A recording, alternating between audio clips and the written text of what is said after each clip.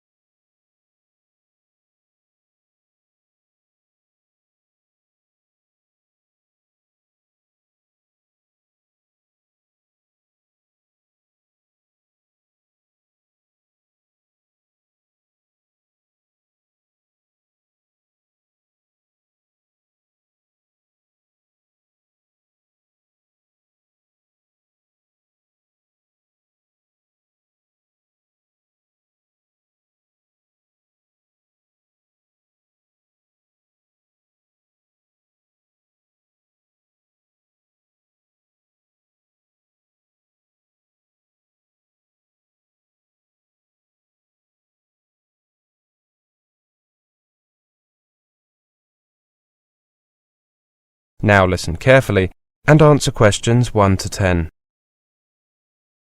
Good morning. I'd like to join the library, please. Of course. Can I just see your student card? Here you are. Thank you.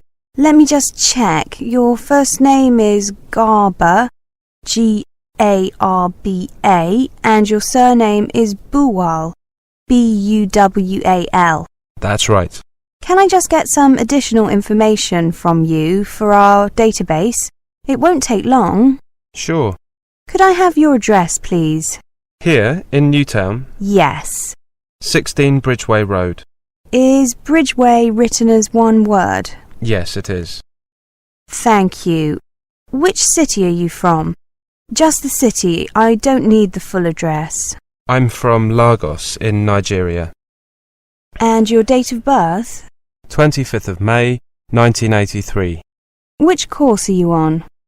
MSc Engineering. Thank you. That's all the personal data I need. Your library card will be ready tomorrow. Would you like to pick it up here, or shall I send it to your department? I'll pick it up here. Could I just ask you a few questions? Of course. What would you like to know? I heard the library is open 24 hours a day. Is that correct? It will be from the 1st of October, but now we're only open from 9 a.m. to 6 p.m. because this week is only for orientation. There are no formal classes at the university. I see. It's very unusual to have a library that's open 24 hours.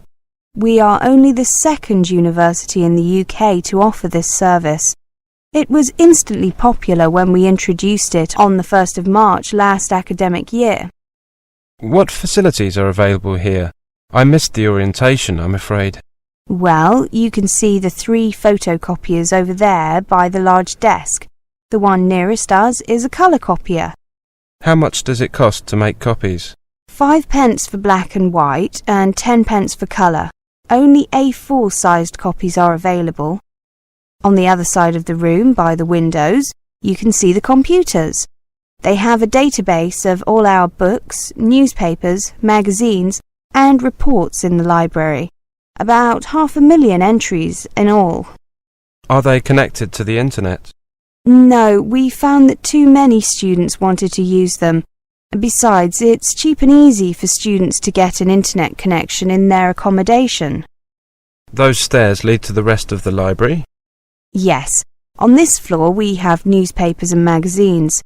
Users are not required to be silent in this part of the library, but we do ask that the noise be kept to a minimum. Upstairs there are all the books and reports. What's that room at the end there? You mean at the opposite end of the room to my desk? That's the video and DVD room. We have a small selection of videos and DVDs that students can view, but usually an appointment needs to be made in advance.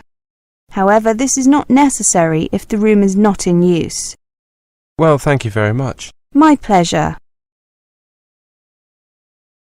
That is the end of Section 1.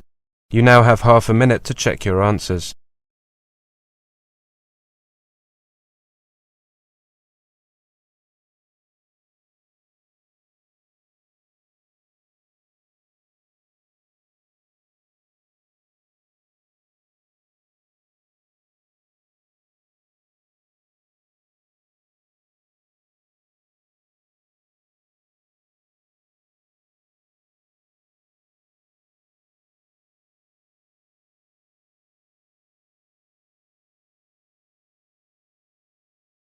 Section 2.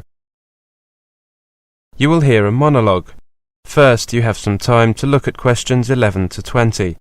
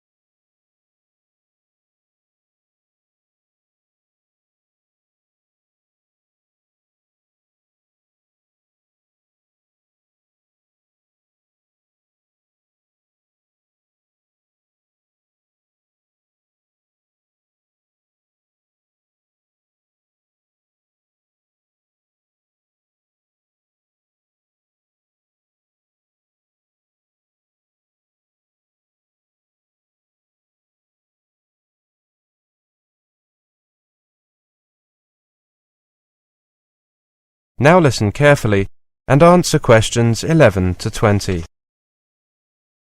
Hello everyone, I'm here to talk to you about extending your leave to remain in the UK. Let me just check that you are all from outside the European Economic Area. If you are from the EEA, this information does not apply to you. Okay, let's begin. The very first thing to do is to take note of the date that your entry clearance is valid until, or the date that your leave to remain in the UK will run out. This is the date when your current permission to be in the UK will expire. By this date, you should either leave the UK or extend your permission to be here. As a part of the initiative to attract more international students to the UK, many international students are now given permission to be in the UK for the full period of study. Students on courses of 12 months or more that end during the summer will usually be given permission to be in the UK until the 31st of October. Students on courses that do not follow the usual autumn to summer pattern will usually be given a period that includes 2 months at the end of the course for packing up and making arrangements to leave. However, some students are not given permission to be here for the whole of their course at the very beginning. If this has happened to you, you will have to apply for an extension of your permission to be here. Start preparing for the application about 2 months before your permission runs out. However, you should not normally make the application until 1 month before your permission runs out.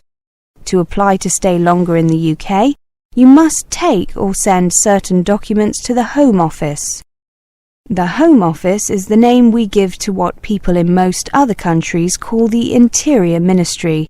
They must be the originals and not photocopies. Which documents do you need to send? Your completed application form, Form FLRS, your passport and passports for each dependent if they are applying to extend their stay in the UK with you. If your passport shows that you are required to register with the police, you must also send your police registration certificate and certificates for each dependent if they are applying to extend their stay in the UK with you. You also need to send a letter from your college or university stating that you are still enrolled on a full-time course of study or that you will be beginning another one. Bank statements covering the past 3 months or other evidence that you have enough money to continue to pay your fees and maintain yourself and any dependents. A recent passport-size photograph of yourself and similar photos of any of your dependents aged 16 or over if they are applying to extend their stay in the UK with you. FLRS stands for Further Leave to Remain Student. To get this form, you can download it from the Home Office website or ask at your college or university. When you are preparing to fill out the form, it is a good idea to read the guidance notes. You could also ask a student advisor or welfare officer at your institution for help. Now, where should you send your application? You can only send your application by post. Send your documents to FLRS, Immigration and Nationality Directorate, Sunshine House, 28 Wellington Road, London, W1A 2BY. Send your documents by recorded delivery and keep the receipt as well as photocopies of everything you send. You can expect to wait at least 4 weeks and sometimes considerably longer before a decision on the application is made. I have some good news about the application deadline. According to new regulations, even if you do not have all these documents available, you must still make sure that you apply before your current permission to be in the UK expires. Enclose as many of the documents as you have and include a letter explaining what is missing, why it is missing, and when you will be able to send it to the Home Office. You will then be considered to have made your application in time. If your permission to be in the UK has already expired, contact either a student advisor or welfare officer at your college or university, or the Immigration Advisory Service on their 24-hour emergency line 011 7378 9191, or via their website www.iasuk.org. Please note that if you do make a late application and the application is refused, you cannot appeal against that decision. If your application was made in time, and if your application is refused, you will receive a letter from the Home Office telling you why. The letter will also tell you whether or not you have the right to appeal against the decision. If you made your original application in good time, before your current leave to remain had expired, then you should automatically be given the right to appeal. If you have the right to appeal, you will only have a few days in which to exercise this right. You should therefore ask for professional advice about the appeal process as soon as possible from a lawyer, a student advisor, or welfare officer at your college or university, or the Immigration Advisory Service. That is the end of Section 2. You now have half a minute to check your answers.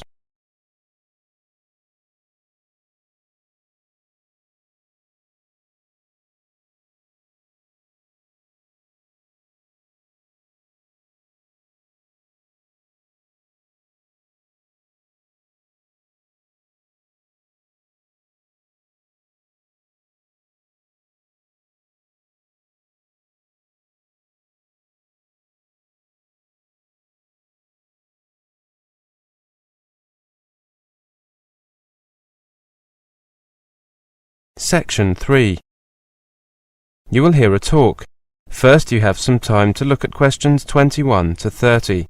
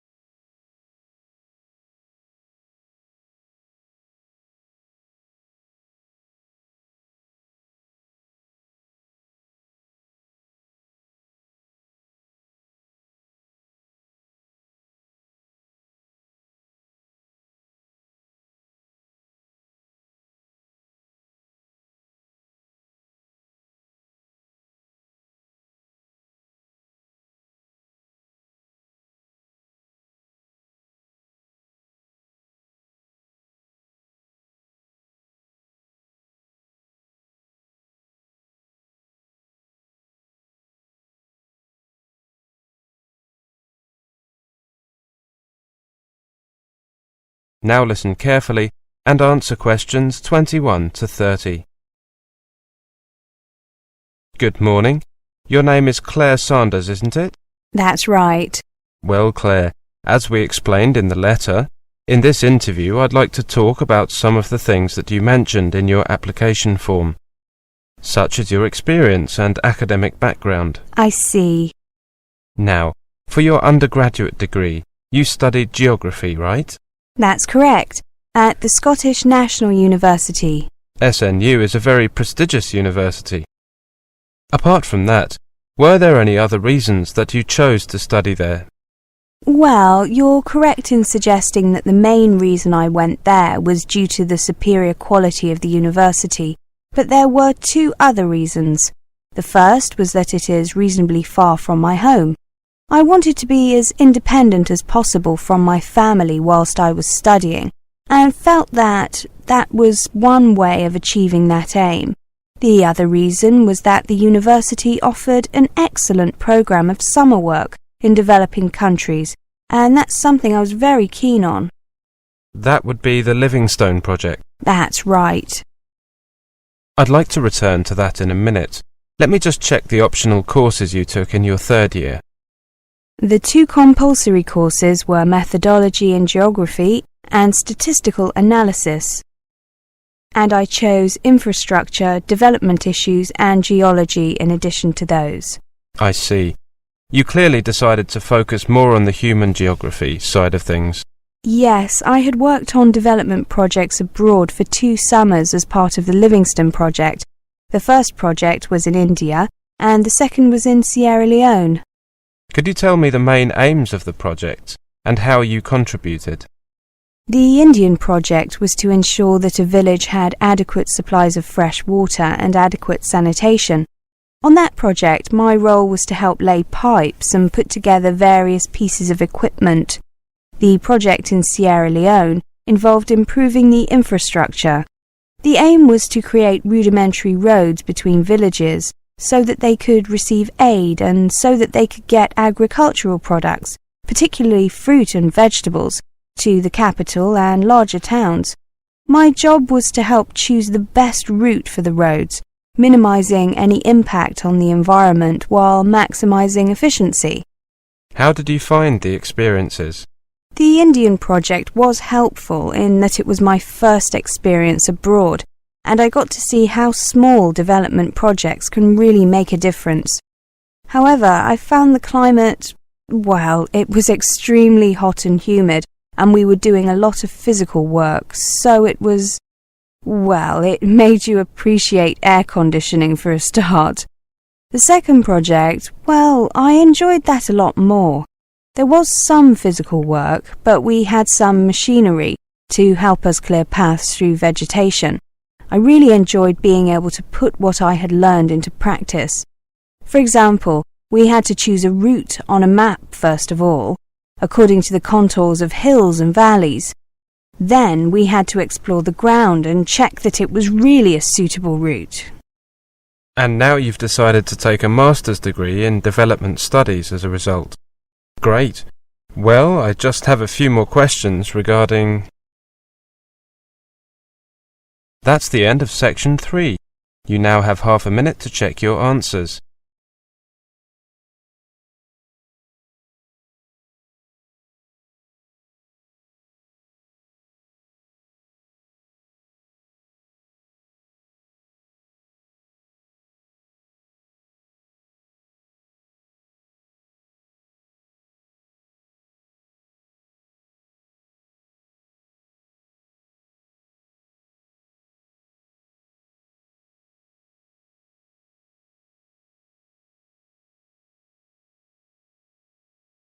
Section 4.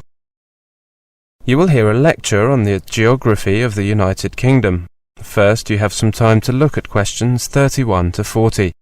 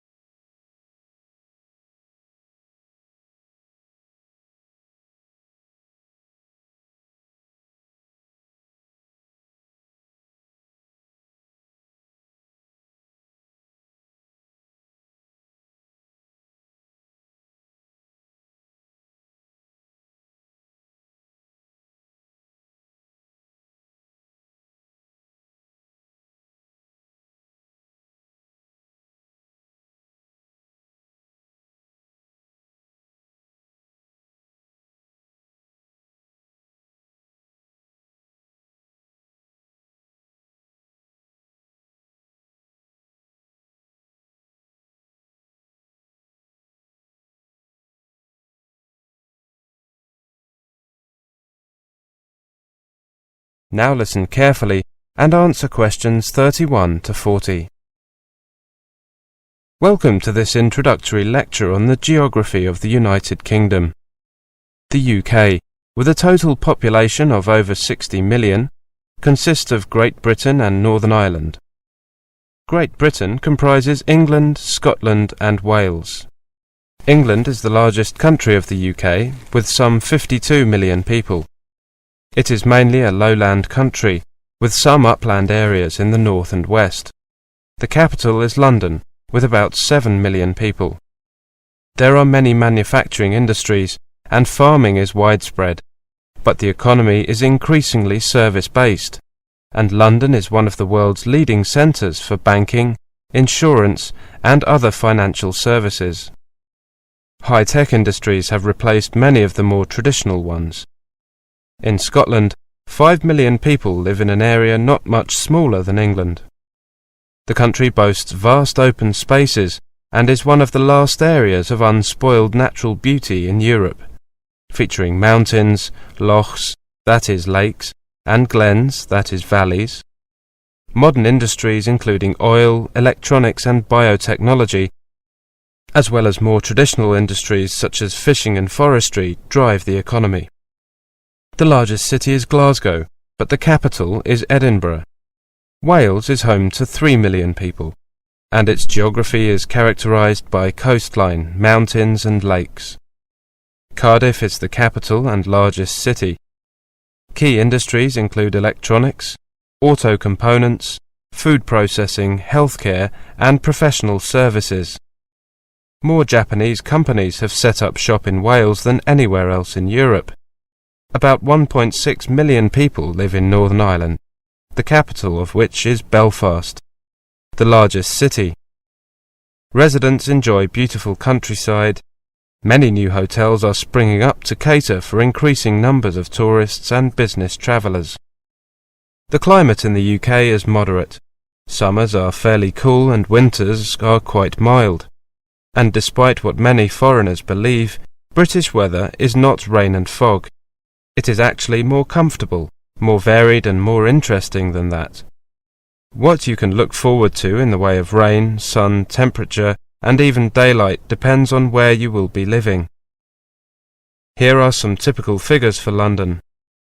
January is the coldest month at 3 degrees centigrade, whilst July is the hottest at 17 degrees centigrade.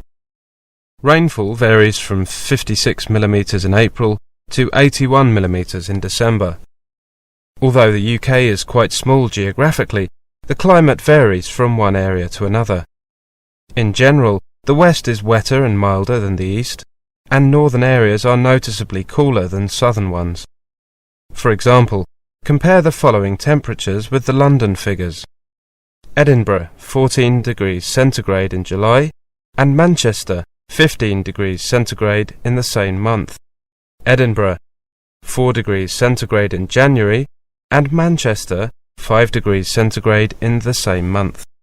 Parts of Scotland usually get snow in winter, whereas you might live in London for several years without seeing a significant snowfall.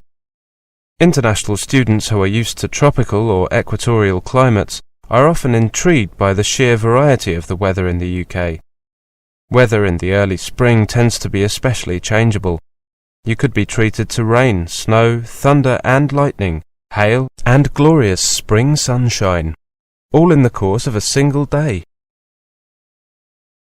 That is the end of section 4. You now have half a minute to check your answers.